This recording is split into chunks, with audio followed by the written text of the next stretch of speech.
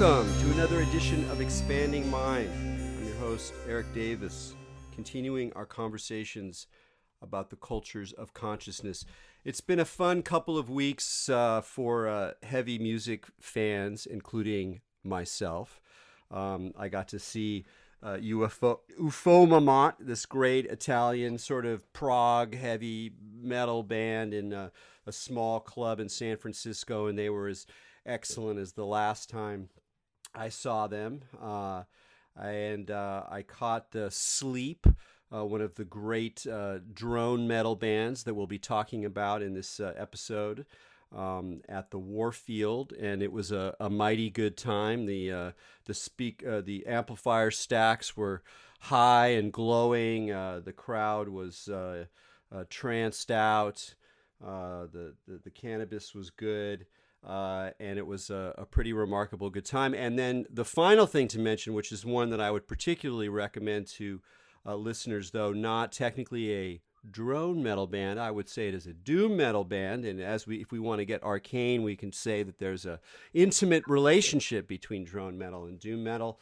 But the Yob's new record, Our Raw Heart, is a true masterpiece.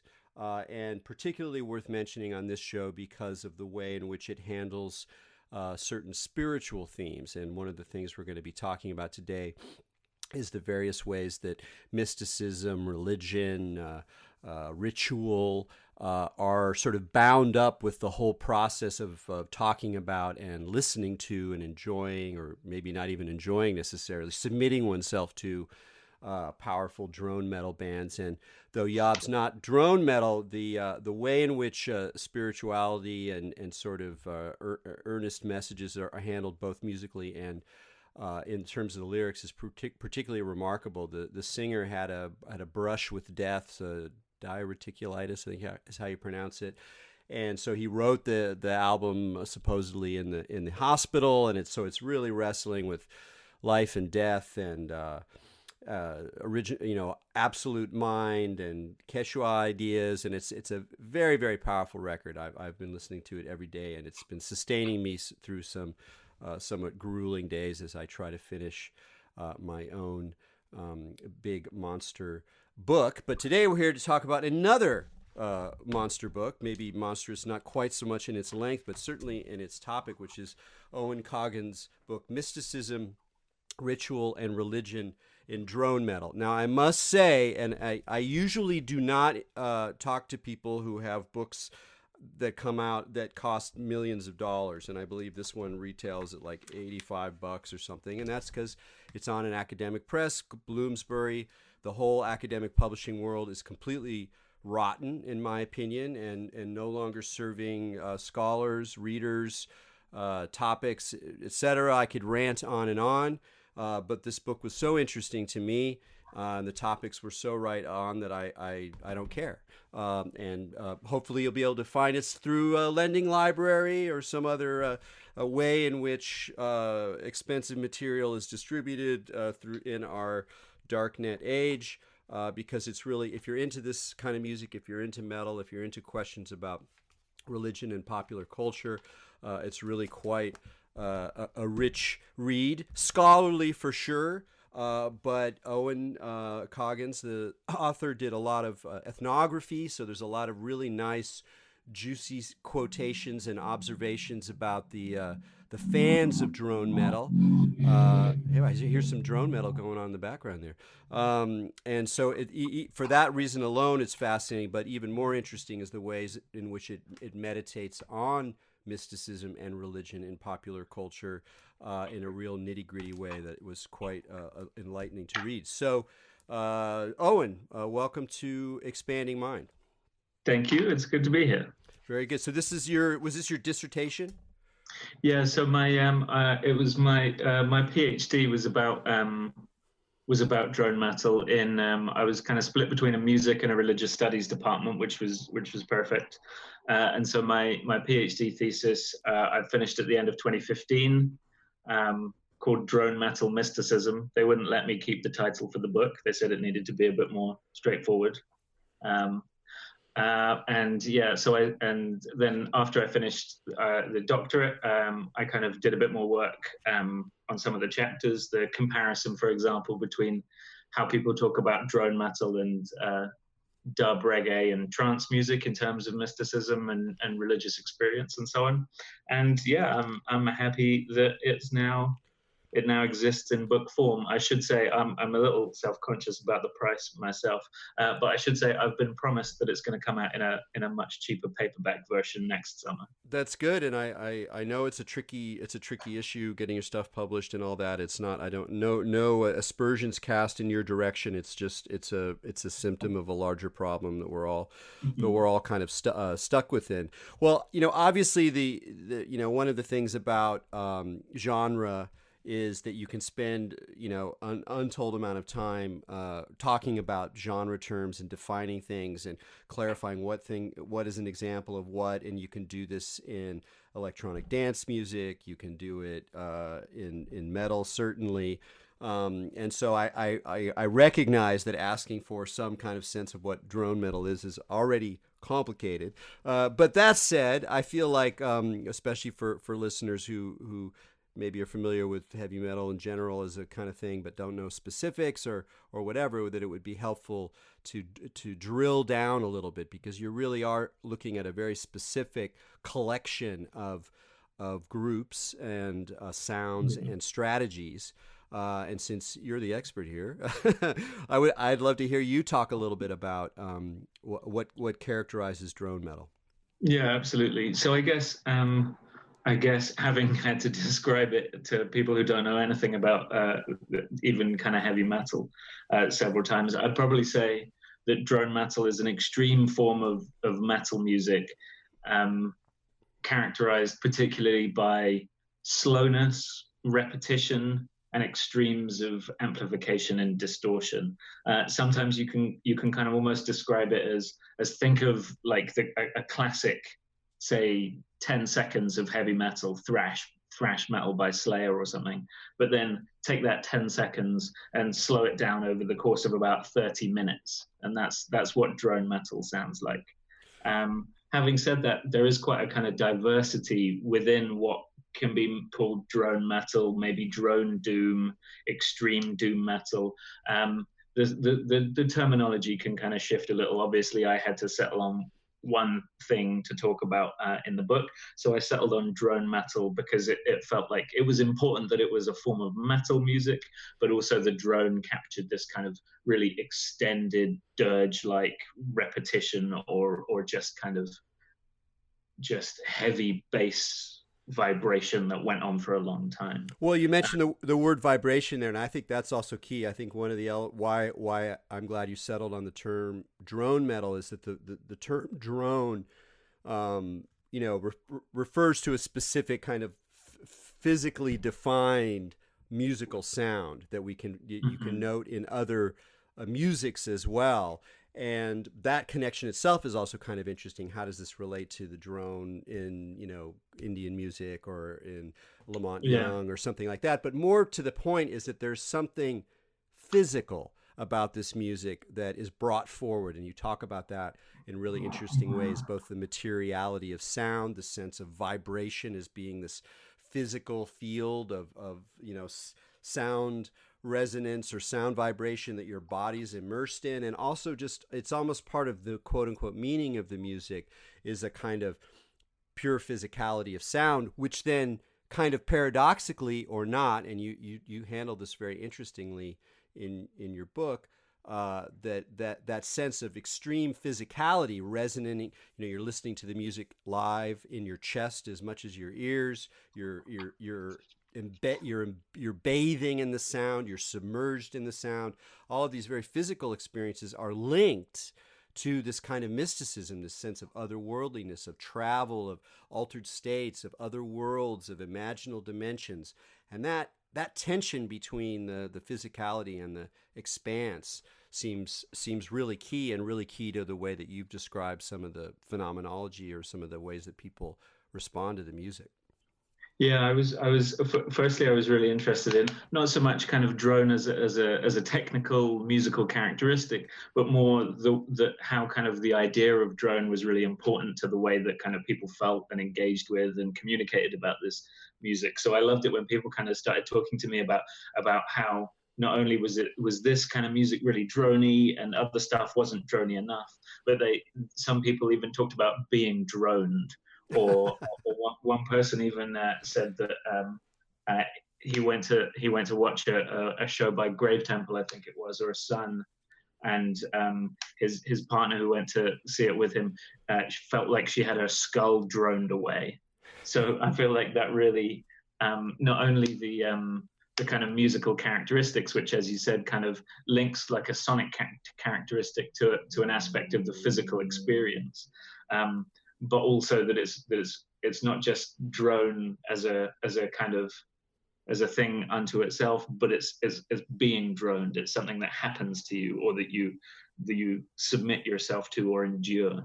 Yeah, So that was great. one of the I also think that that was kind of one of the things that I was that I noted, that it does seem like, at first at least, it seems like something of a paradox, where on the one hand you have people really affirming the importance of the extreme physical experience of listening to this loud sound being kind of vibrated by this super amplified bass in kind of communion with other people, not necessarily kind of communicating verbally or even with eye contact, but with other people in these dark rooms, sometimes filled with smoke. But that it's important to kind of be there with other people in this like extreme drone situation. And so this feels really kind of physically embodied. But then on the other hand, the kind of imagery and the artwork for a lot of these records, the ways that people talk about things often were kind of much more um, sort of imaginary other places. I called them imaginary elsewheres, like other times, other spaces, other states of bodily consciousness. So like people would, when asked to kind of talk about this music, whether in interviews with me or like in reviews, that this often comes up, people will talk about vast deserts or being shot out into space by listening to this music. So in a sense, there's initially a kind of, it seems a bit of a contradiction that on one hand the experience makes you super in your body in the here and now, but in another way, it sort of evokes these very kind of these spaces marked by kind of extremes of otherness.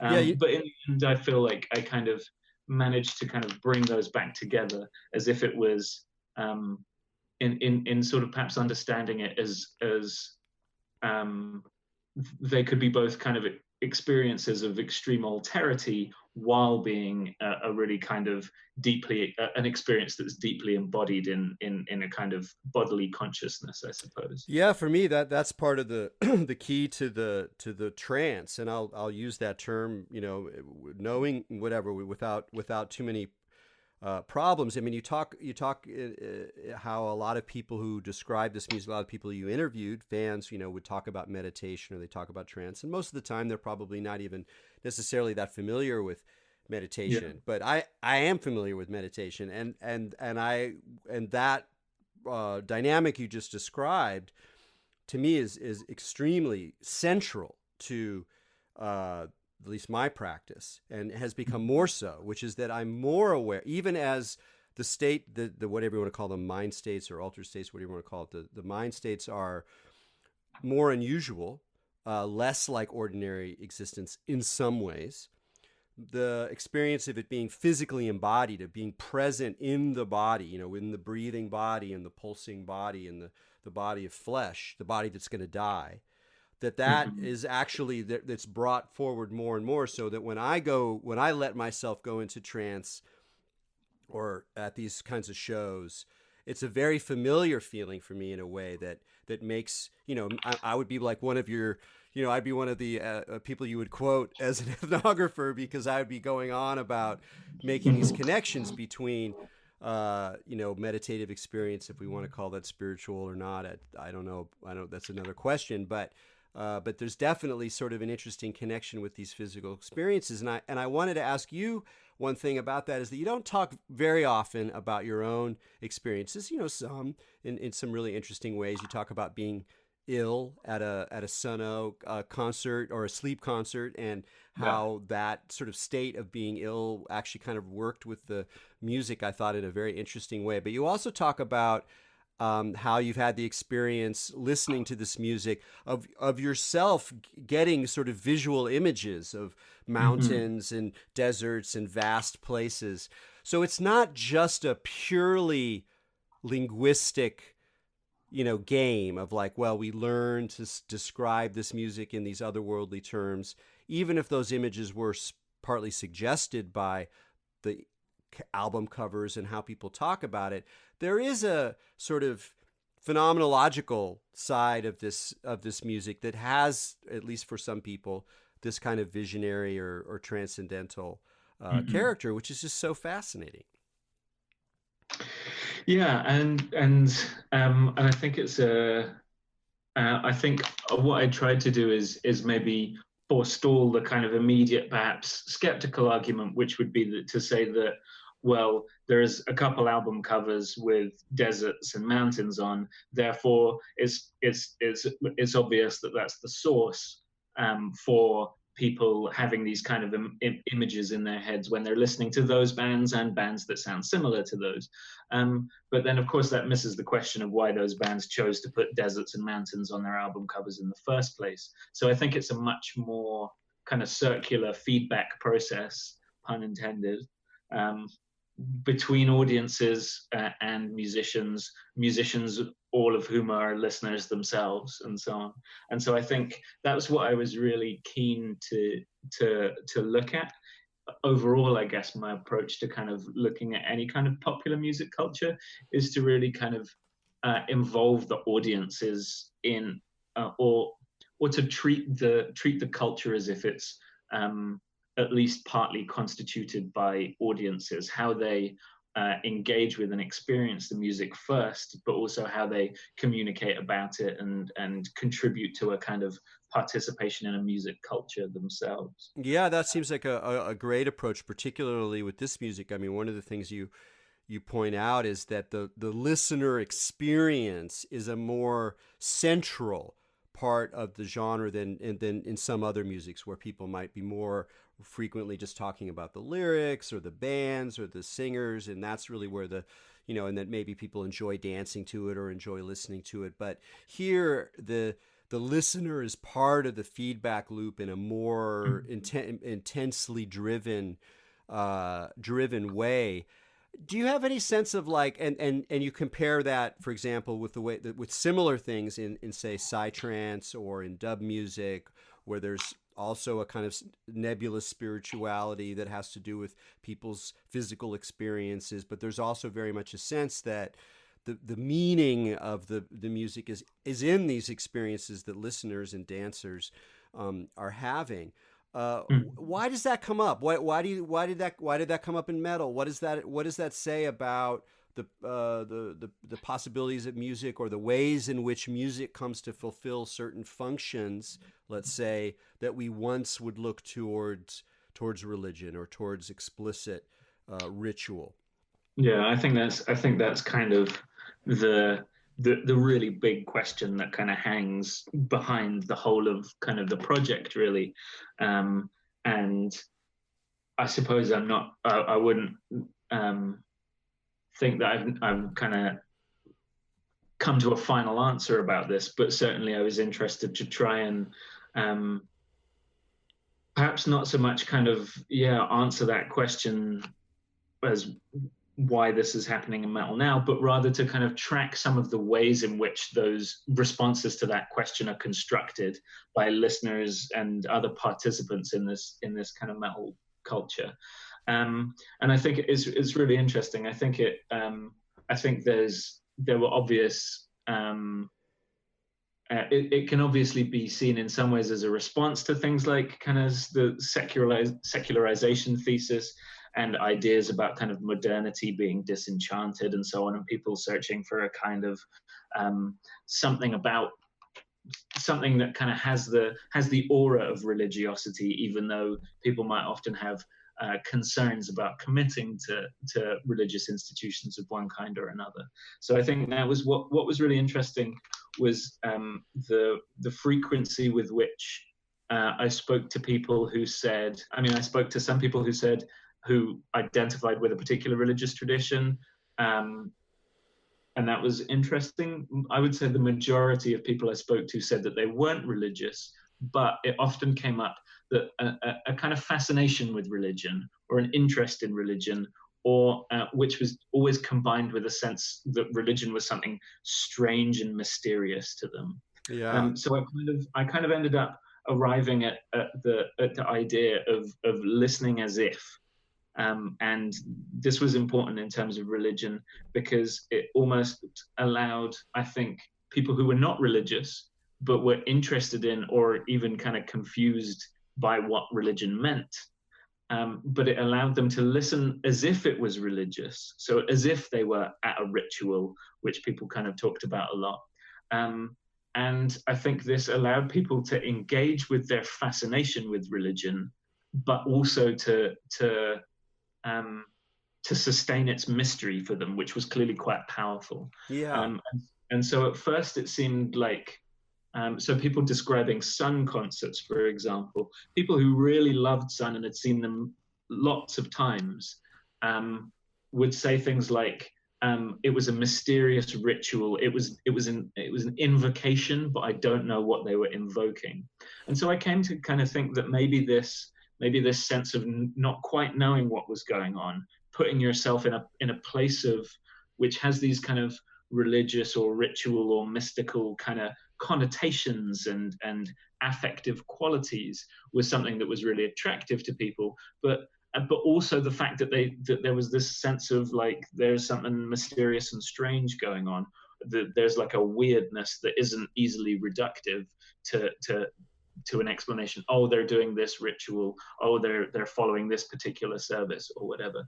That ambiguity, which I think is powerfully heightened by the kind of medium of sound and the kind of enveloping qualities of this bass amplification, that was really powerful. And I think that perhaps also kind of reflects my interest in it, which allows me to have kind of done a doctoral thesis and written a book about these kinds of experiences and this kind of music, while still not claiming to kind of know what's going on with people, but kind of being able to enjoy and engage with that idea of religion as strangeness.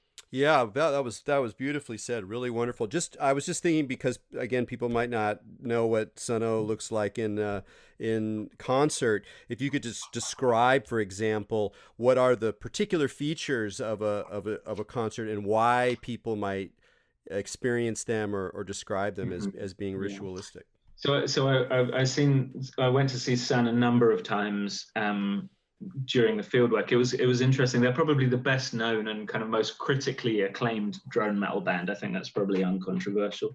And I hadn't actually seen them perform before I started, so actually it was great to talk to people. I did some of the interviews before I'd seen them, and so I got from other people this kind of excited, oh, you're going to love it, it's going to be amazing, these excited descriptions. And then I saw them a couple of times. So the first time was in Belgium, and so I arrived at this concert hall. And the kind of the smoke machines start a good hour before the performance started, and so by the time the band come on stage, the smoke was so thick you could hardly see your hand in front of your face. And then throughout this long concert, there's billowing clouds of smoke which are lit from behind. You have a kind of a row of amplifiers, which people have often described as like monoliths or standing stones or a kind of Stonehenge of amplifiers, kind of with those red lights blinking in this billowing fog. And then the band come on dressed in these black hooded robes and proceed to play this extremely loud amplified dirge music, which goes on for a long periods of time. The first time I saw them, they played for nearly 3 hours, throughout which you're kind of just standing there really intensely kind of feeling the kind of extension and dimensions of your body, the muscles in your legs starting to sag because you've been rooted to the spot for hours, feeling the kind of intense vibration in your chest. And so it really is a kind of feat of endurance to even kind of just sit through a concert. I spoke to some people who actually, one guy who said his lung collapsed at a Sun gig. He went to the show and the pressure of the sound made him sort of feel a pain in his chest. He went to the doctor the next day and his lung had collapsed. So people, it's kind of part of the mythology of the band that there's people have quite extreme physical responses. I spoke to somebody else who said that she actually wanted to leave but felt physically rooted to the spot and couldn't even. She had a cup of water in her hand, but she couldn't even kind of move to drink it because it's sort of almost partly a kind of real sonic vibration, but also a kind of almost something of a kind of psychological spell with the intensity of all this kind of ritual paraphernalia going on. Yeah, absolutely. I mean, that's clearly a powerful thing, to square what you just described with what the point you had made before about ambiguity and religiosity and the way in which ambiguity functions positively in this music to allow people to kind of explore, experience, even create their own forms of religiosity without sort of going over the line, whatever that is, whether it's, dogma or a different kind of identity. One of the things I was thinking about that in order to pull that off, you have to somehow sequester the kind of the sense of irony and the sense of kind of banal knowingness that goes along with so much culture today, because we're all inundated with all this information. We anything that we discover, we're already in a discursive world where there's critics and there's language around it, and it just becomes so sort of self-referential, and often the result is a certain kind of irony. And you do talk about jokes. I really love the parts where you talk about the way that the jokes that fans make about this genre let us understand more aspects of it.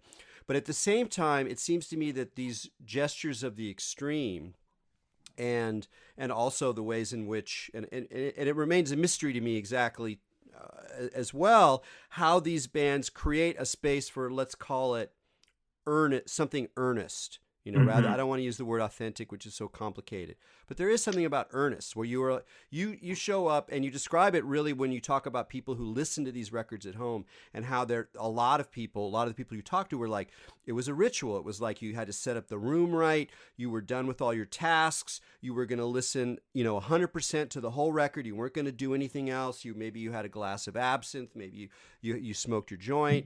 There was very much a sense that this thing was set aside, and that even though you were enjoying a record, very banal, very 20th century, 21st century, there was a way in which a certain seriousness was allowed, like, because the seriousness lets the enjoyment happen. And when I read that, I was like, God, I do the same thing. Like, it's not the same thing to put on whatever, some Grateful Dead record or whatever else I'm listening, some classical record or whatever.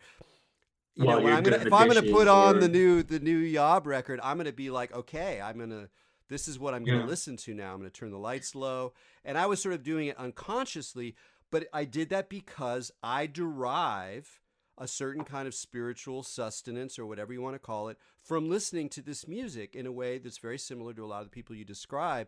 And I think about, what is it that lets me, in a way, get away with that seriousness? Because if you look at a band like Sleep, where there's all this references to weed, and weed references are already inherently kind of goofy. I mean, there's a silliness to just stoner humor and stoner references and the way that cannabis kind of fuzzes your mind, and they're very silly. Like on the new record, there's the marijuana knot, and the track starts with the sound of a bong. Now that's not earnest, and yet somehow, maybe even by doing that, I'm able to kind of enter that music in a way that lets me go, it's okay, man. If you want to feel transcendence If you want to feel the sadness of the world or the ecstasy of the infinite times and spaces, go ahead.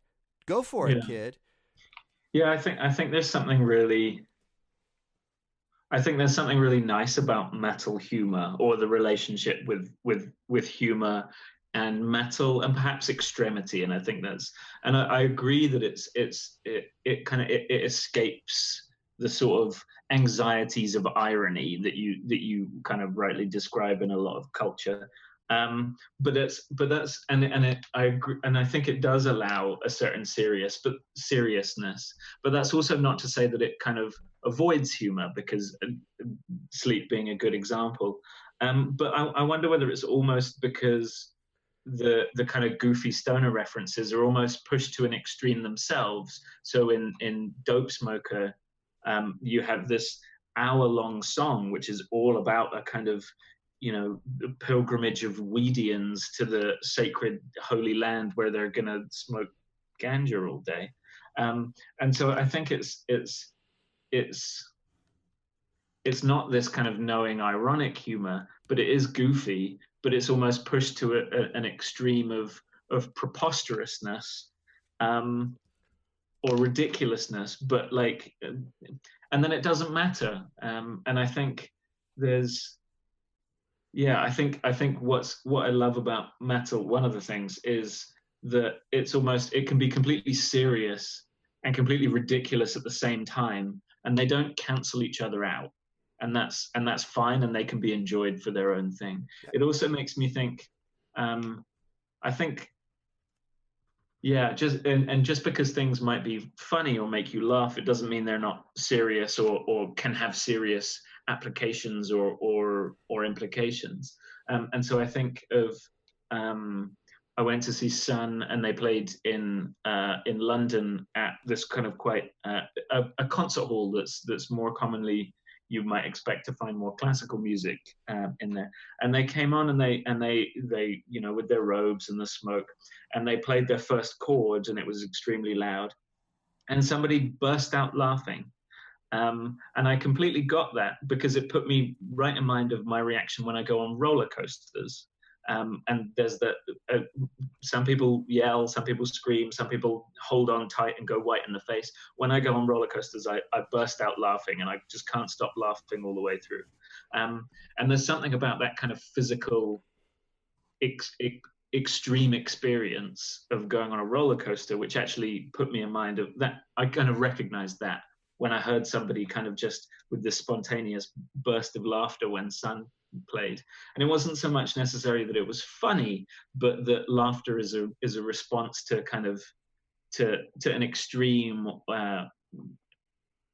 situation, or even the absurdity of something. And that's actually, I think that's actually also, you can find in some forms of meditation, or can be a reaction when you take psychedelic drugs, for example.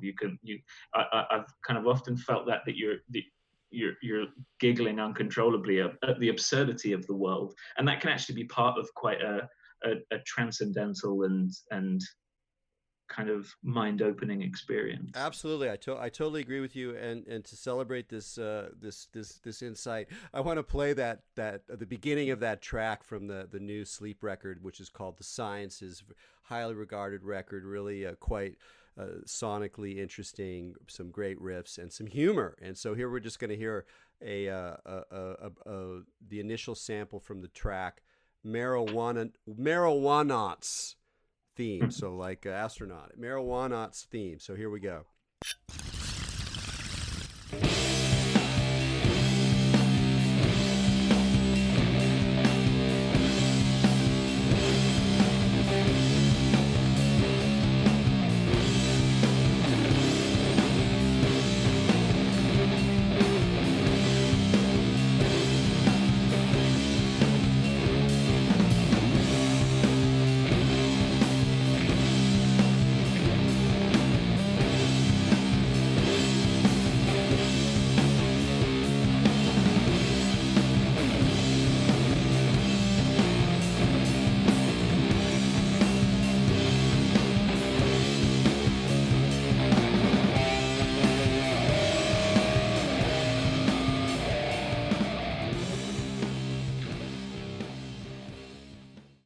All right, Sleep from their new record, The Sciences, with that nice little bong there going off to remind you, that there's something that you can do as a listener to enhance this experience, and that reference to drugs in their their music in particular, which I think you hear is a little more obvious than in other drone acts.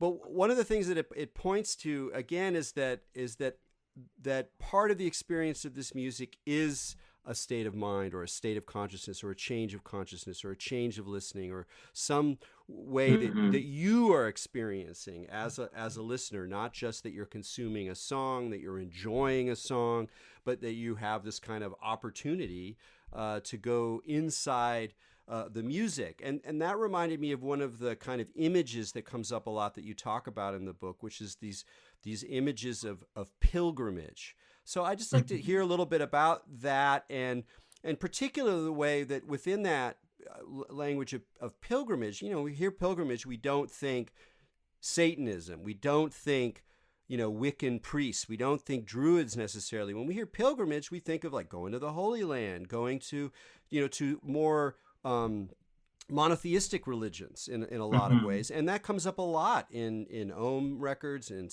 in Earth references to angels. That there's a way in which that one of the interesting things in religious terms about drone metal is that even though we've heavy metal has been associated with some kind of mythic or mystical or druggy religiosity since the beginning, Black Sabbath or some Zeppelin tracks or whatever, that there's a particularly interesting turn towards the monotheistic in at least some of this drone metal that seems to be involved with pilgrimage. I'm not really sure. I'm trying to put the pieces together, but you've thought a lot about it, so I'd like to hear your reflections.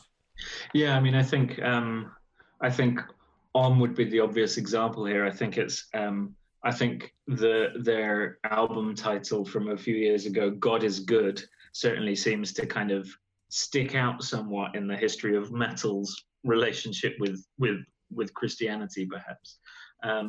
Yeah, so definitely pilgrimage was an important. I guess first, I should say that not everybody that I spoke to or that is involved in or cares about this music necessarily even cares about these kind of religious or ritualistic or mystical elements. Some people say no, that all of that stuff doesn't really mean anything to me. So I think it's important and they just think it's cool music that they love, and that's that, and that's how they kind of contextualize it in their lives. So I think it's important to kind of at least note that this is not absolutely everybody who's involved in this, and that there's a kind of very broad diversity of perspectives on ritual and drone metal and ways of engaging with those aspects of it.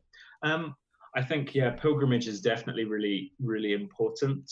And I think perhaps maybe not so much about monotheism, because in for example, you do see a lot of references to Vedic religion and Buddhism, for example. That also comes up in other bands.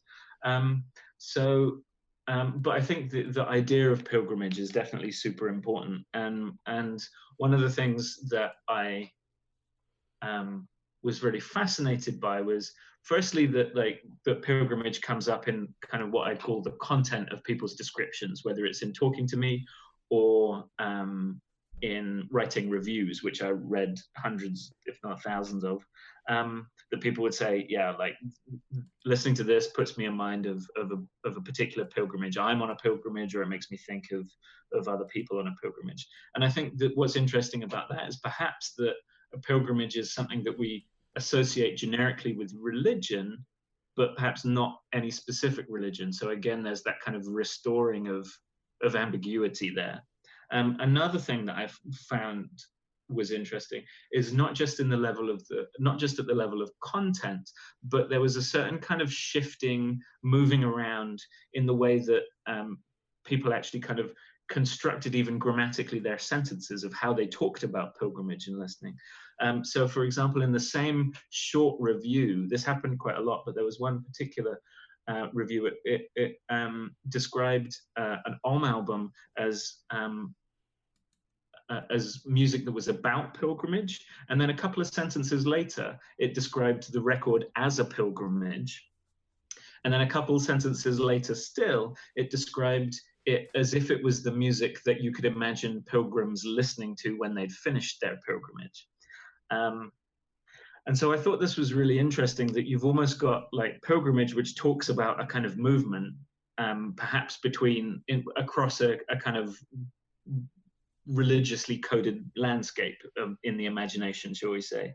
But also then even the kind of the connections that people were making between listening to drone metal and the idea of pilgrimage, the way that connection was constructed or imagined, even that was also shifting. And so I thought that was, again, a really kind of important marker of this kind of shifting ambiguity.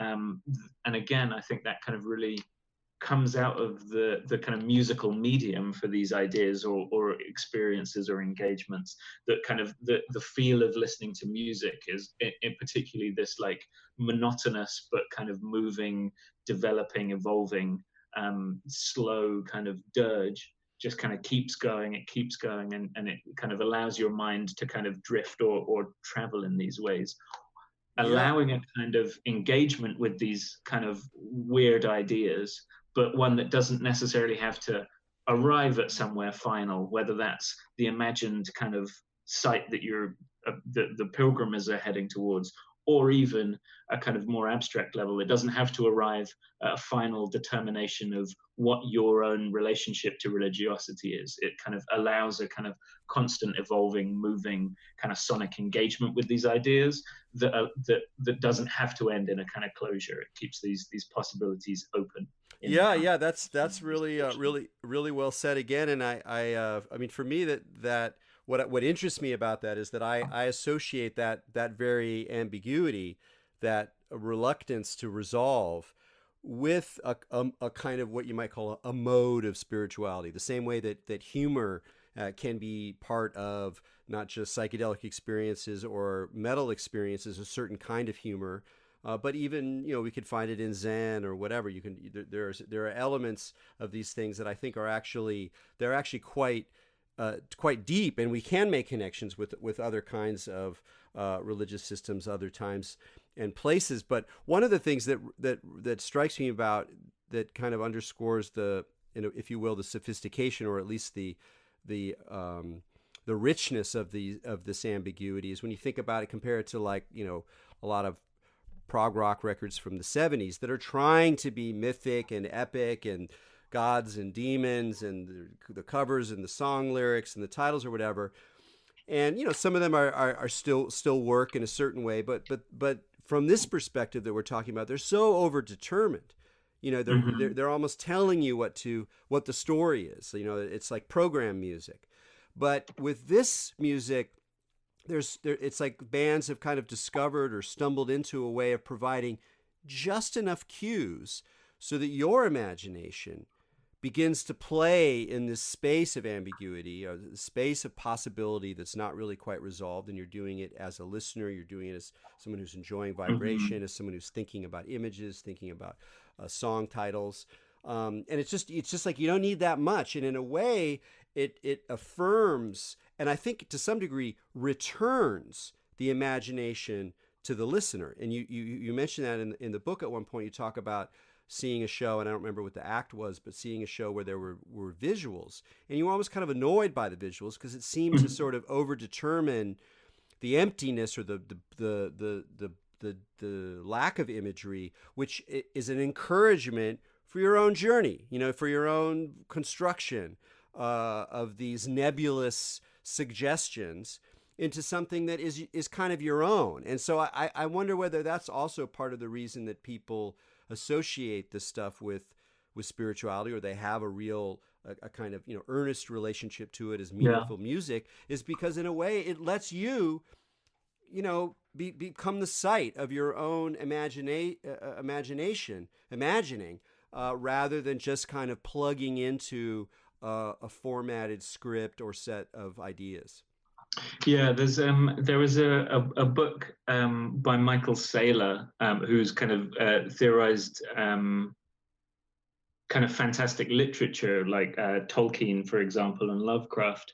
And he uses an idea of this kind of as if thinking, but he takes it in a different way, and he describes the part of the kind of perhaps the imaginative power of something like Tolkien as the fact that it's what he calls I think it's a rationalizing imagination in which the like Tolkien, you've got the Lord of the Rings, there's maps, there's appendices, there's family trees, there's whole kind of languages that have been developed and kind of nailed down.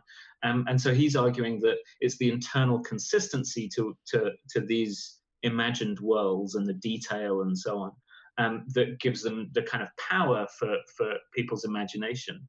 And I thought that was really interesting because it seemed like, as you've suggested, that it's actually something almost completely opposite to that that's happening in drone metal. And so that's so a good example is the band Bong from the UK. In several of their albums, in fact, the majority, they have these kind of wonderful pieces of like often kind of 30 minutes long of just this kind of really great kind of distorted, slow doom drone music, and often the sort of a few minutes in, the bass player will kind of intone a couple of lines from Lovecraft, or more often Lord Dunsany, kind of this fantastic literature about kind of gods creating the world and so on. And what's great about that is that there's just a couple of lines towards the beginning of the song, and then this kind of expanse of kind of really richly distorted kind of music. And yeah, it definitely kind of allows you to kind of take that as a starting point, but it's in no way kind of determined and over determined. Somebody described those quotes at the beginnings of the songs as being like a jumping off point for dreaming. And the quotes themselves are often kind of neatly about stories which are about kind of people who end up dreaming and end up in other worlds and so on. But even that isn't, it's not kind of, it's not restricting you to those kind of things. And so I think that really allows a kind of freedom, which kind of that kind of Tolkien-esque world of maps and family trees and so on, while kind of wonderful in another way, does kind of close off possibilities. Yeah. And I think it's it really seems like it's a powerful kind of avenue or resource for people to kind of have that imaginative kind of creativity for themselves. And also kind of just a space in which, kind of going back to the ambiguity and mystery of religion, a space in which it's not only okay, but it's actually maybe productive and interesting and valuable to not know, to be okay with not knowing. Yeah, that's super key. I mean, and it is an interesting difference. We've had Michael Saylor on the show, and I'm very attracted to his idea, or another way he describes it is, either disenchanted enchantment or enchanted disenchantment. I can't remember which direction, but you're right to pull out that difference, that distinction. It reminds me a little bit more of what Kojo Eshun called sonic fictions. And at first you hear sonic fictions, and again you think about lyrics, like lyrics telling a story or something like that. And that's not what he means at all. He means the way that sound environments, and he was talking about more electronic music and hip hop and stuff. But the way in which they allow a sort of space of possibility that has that fictional quality or that dreamlike quality, but it's not because there's lyrics. It's not because anybody's telling you what to do. And in a way, we're surrounded by these sonic fictions all the time. Ambient music in a consumer environment, at a mall or whatever. Like, there's a lot of people that want us to kind of ride on these. And there's something about the I don't know what it is. There's almost a kind of, not humility, but there's a generosity in this particular music, in the sense of not taking this energy that is produced and focusing it on a heroic lead guitarist, or the singer who is channeling everyone's, pain and suffering and desire, or even just the kind of overly ritualistic sense of the event as something that you have to return to or whatever. That there's this a kind of abstraction or a kind of willingness to serve something that's outside of just the particular band that I think people respond to in a really, I think it's an unusual space within music. And I think when thinking about these kinds of popular culture, sometimes it's easy to kind of drift into a kind of sociological mode where you're kind of looking at what it's perhaps its effects or what people are doing with these things. So some kind of the older books about popular music, for example, you'd be able to read the entire thing, you'd know what fashion it inspired, but you wouldn't have much idea of even what it sounded like. So I tried to kind of continually think about how these ideas about kind of open-endedness and kind of mysticism and kind of the mysteries of ritual and religion were kind of not only kind of involved in the culture of the music, but in the sound itself. And so I think things like slowness and kind of manipulation of time in repetition, or just kind of these kind of static moving drones, a sense of space in the sound, and like just the real kind of rich complexities of distortion in the sound itself, I think is really important to kind of connect all of these things back to those ideas. Also, I guess the idea of distortion itself being a kind of an excess of the capacity of a channel, to kind of a channel of sound. And so almost when you hear a distorted signal, you're almost hearing a kind of sounding of the limits of that signal. And I think that connects back to kind of mystical discourse in interesting ways. Oh, absolutely. I mean, we don't really have that. We have about 5 more minutes, but I just wanted to note that you have an entire wonderful chapter on kind of amplifier worship, in which you make the point that the central instrument in this music is not the guitar, but rather the amplifier. And the way that the materiality and the technology, and then the physical presence of the amplifier. You talked earlier about the kind of Stonehenge-like sort of presence of these things on the stage. It does invite people into the kind of qualities of the music, that the timbre, the texture of the sounds, the texture of the distortion, outside of the usual markers of songs and rhythms and resolutions and chords and notes. I think just the people often said just the distance from other forms of music, or even other forms of metal, was partly kind of what prompted these kind of interesting kind of relations between imagination and kind of their bodily consciousness of listening at concerts, or their setting up of the room. The extremeness of this music was part of kind of what was special about it, and then they responded to that kind of unusualness by creating kind of other, I guess, parameters around that in which to kind of enhance that kind of wonderful, weird strangeness. Yeah, excellent. So again, we only have a few minutes left, and at the beginning I asked you what you were doing, and I thought you'd say, well, I'm teaching at this institution, whatever, and you said instead that you're currently a researcher at a music therapy charity.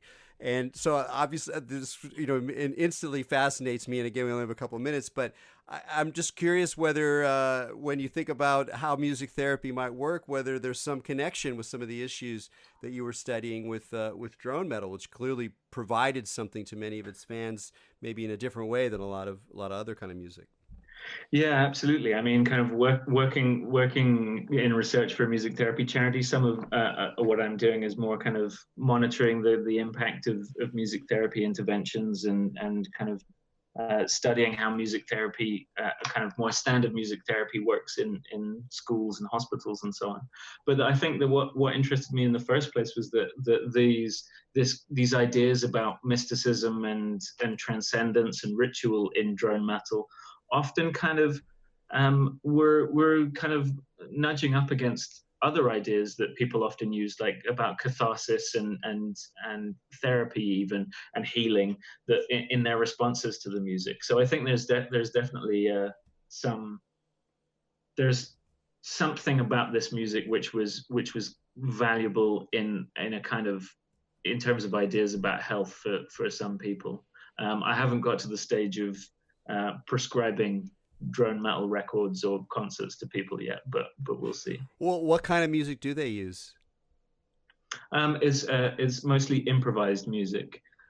So we're kind of creating a kind of improvised musical space between the kind of participants. So it's very much based on kind of live improvisation rather than listening to recordings or and so on. But that is one of the things that I'm interested in, how whether there's any kind of intermediate kind of things, areas where people maybe might be using recorded music or their own musical participation, because it certainly seemed like from the many interviews that I did with people who listened to drone metal, that they were certainly using this music in a very kind of intentional way, and often for quite kind of important and aspects or engagements with music, in which in some cases people would talk about in terms of as responses to stress or even alienation or trauma.